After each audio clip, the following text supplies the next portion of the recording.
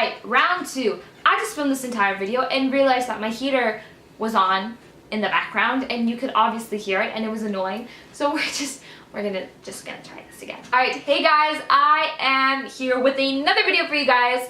This is the second time I'm filming this. Basically, I've been trying to film this all day and I turned on my camera earlier in the day when I got home from school and I realized that I had no battery in my camera. So I had to wait like 2 hours just to charge it. But we are back, we are alive, we are free.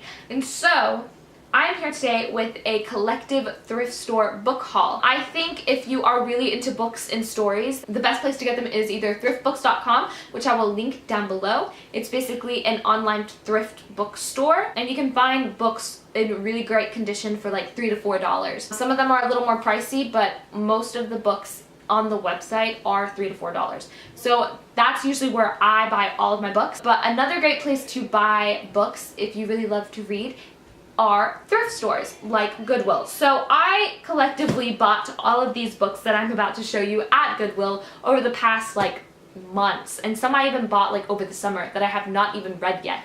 And I have bought other books and gotten them from Christmas and presents and blah blah blah blah that I have yet to read that are on my bookshelf. So I'm just gonna go through this, and I have a lot. I have 1, 2, 3, 4, 5, 6, 7, 8, 9, oh man, and 10, 11, 12, 13. So I have 13 books to haul for you guys. So we're just gonna go down through this list because man, it's a lot. Alright, so the first books that I have is, I found this, I'm pretty sure over this past summer. It's the first 4 books to the Pretty Little Liars collection by Sarah Shepard, and I actually got it for $5.95. That is such a good deal, guys. I saw this at Goodwill and I literally could not pass it up. Like, I was like, I have to read these books. I used to be obsessed with the TV show and I thought, you know what, why not just read the books? It's probably even better. I knew that there were like 20 books in this series, but I bought them anyways. I don't know what I'm going to do,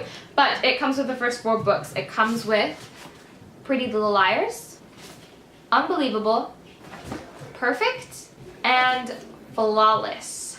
So I am really stoked to get to read these. It's a lot and it's kind of overwhelming at times. So I haven't even made like a dent in any of these books yet. I have yet to read these. The next book I have is From Bad to Cursed by Katie Allender. And this is the second book to the Bad Girls Don't Die series. I actually have a story for you guys. I was at Goodwill, like in Atlanta, an hour away from my house with the rest of my family, but my brother was home. And so I called him and I found one of these books and I was like, hey, do I have Bad Girls Don't Die? Check my bookcase and see if I have Bad Girls Don't Die, because some of the covers are kind of similar and I wasn't sure which book I had at home. I had a really strong feeling that I had this one, but I wasn't 100% sure. So I called my brother and I asked him. He's like, yeah, you have Bad Girls Don't Die by Katie Allender. And so I was like, okay, whatever, I'll just go put it back. I got home and I looked at my bookcase and I realized that I had From Bad to Cursed, not Bad Girls Don't Die. Anyways, so I have this. I don't really know what it's about. If you have read this series, please let me know down below because I'm really interested in knowing if it's good or not. I have the second book.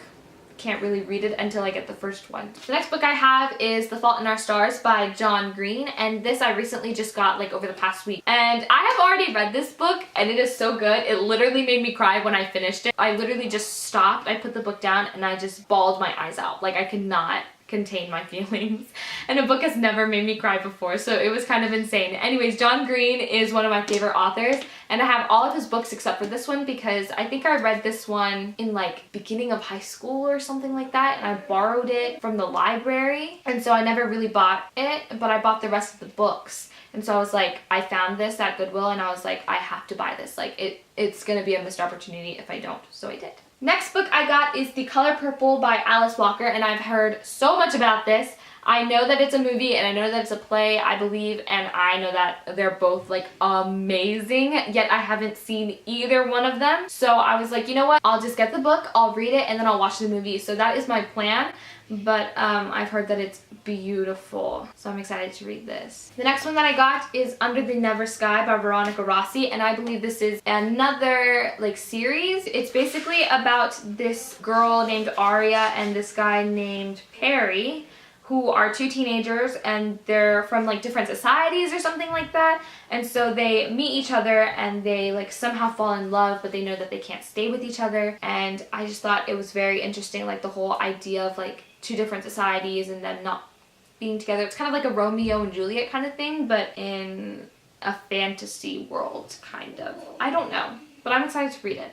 The next one I got is The Memory Keeper's Daughter by Kim Edwards, and I saw this recently also at a Goodwill, and I read the back and I was just like so intrigued by the story. It's basically about this doctor in the 1960s who has to deliver his own twins, and his son is completely fine, but his daughter has Down syndrome, and so he gives up his daughter to the nurse. He asks the nurse, whose name is Caroline, to take away the baby girl to an institution, but she decides to keep the girl and move away. And so it seemed very interesting. I like reading books about like society values and like social issues and stuff. So I feel like that's always really interesting. And I've also really been into mystery lately, which brings me on to this book called Quiet Dell by Jane Ann Phillips. And it just seemed so interesting. Ever since I've read Gone Girl, like a couple months ago, I have been so into mystery books and just like I need more because I love the like suspension of everything, and I love like the thriller of like not knowing. So it's just very interesting. So this book is based in Chicago in the 1930s, and it's basically about this mother of 3 who is desperate for money after the death of her husband, and she begins to receive like these letters from a man who promises to cherish her and protect her and basically all of that. And then weeks later, the mom and all of her children are found dead. And so a woman named Emily Thornhill, who is one of the few women journalists to work in the Chicago press, she goes to West Virginia to cover the murder trial and to investigate the story for herself and see what really happened. And this just seems so interesting. I just want to read it so bad. Next, I have Crank by Ellen Hopkins, and this book seems so beautiful. I've had this on my bookshelf for the longest time, and I know that the whole series is written like this. It's written in kind of like a poem-y style. It seems so interesting because it's such a different concept of like how a normal book is written. This is about a girl named Christina Georgia Snow, and basically she meets this monster called Crank, and I don't really know much about it, but I believe it's like a drug or something like that. And she begins to become wild and does all of this stuff and turns crazy, and it looks pretty thick, but it's like a small book. And all of her books are written like this, and it's a very cool concept, and I thought it was just neat. So I have 2 more books to show you guys before I am done, but I recently just finished this book like a couple days ago, and oh my gosh, it is so good. If you are a fan of Gone Girl, you need to read this because it is that good. It's called The Girl on the Train by Paula Hawkins, and oh my gosh, it's basically about this woman named Rachel who takes the train every day. And on this ride, she passes by these apartment buildings or something like that, like these houses. And she always sees the same couple. And so she kind of makes up like a story of the couple, like a background, like just like pretend. She makes up names and cute little things that what they do and stuff like that. And then one day she's on the train and she sees something. And she goes to the police. But the police don't believe her because she's deemed as like an unreliable witness. And so it's like this whole crazy mystery about like what happened in the book. And I don't want to ruin anything, but it is so good. The entire time I was reading this, it kept me on my toes, and I just wanted to read more and more and more. And I love books that do that. So I highly, highly, highly recommend this book. And lastly, the last book I got was Where'd You Go, Bernadette, or Bernadette? Bernadette. Where'd You Go, Bernadette by Maria Semple. And this book, I gotta be honest with you guys, I grabbed this book off the shelf because I was so attracted to the cover. It's just so nice and aesthetic, and it's just so pretty.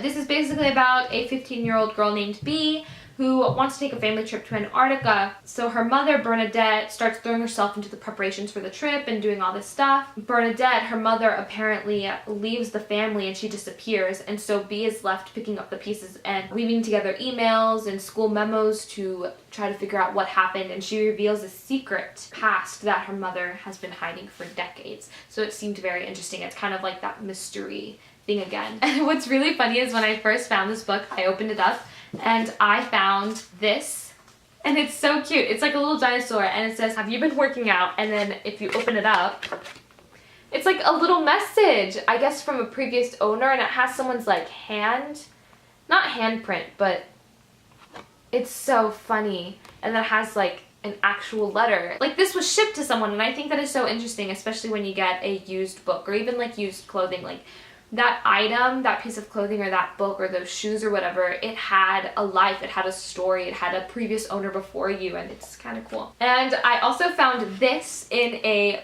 previous book, and I just thought it was so cute. It's a little baby dressed in like tangerines, and it is the cutest thing in the world. So I saw this in a book, and I literally just went,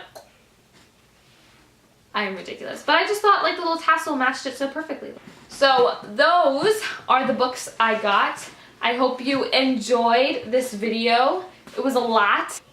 This video is probably really long, and I apologize, but if you stuck through this, then hey, like kudos to you, man. Like you rock. So if you like this video, give it a thumbs up and leave me a comment down below if you have any other book suggestions that you think I will like. Yeah, man, I think it's really important to read. And I know that a lot of people don't like reading, but I feel like that's because they haven't found a book that they're interested in.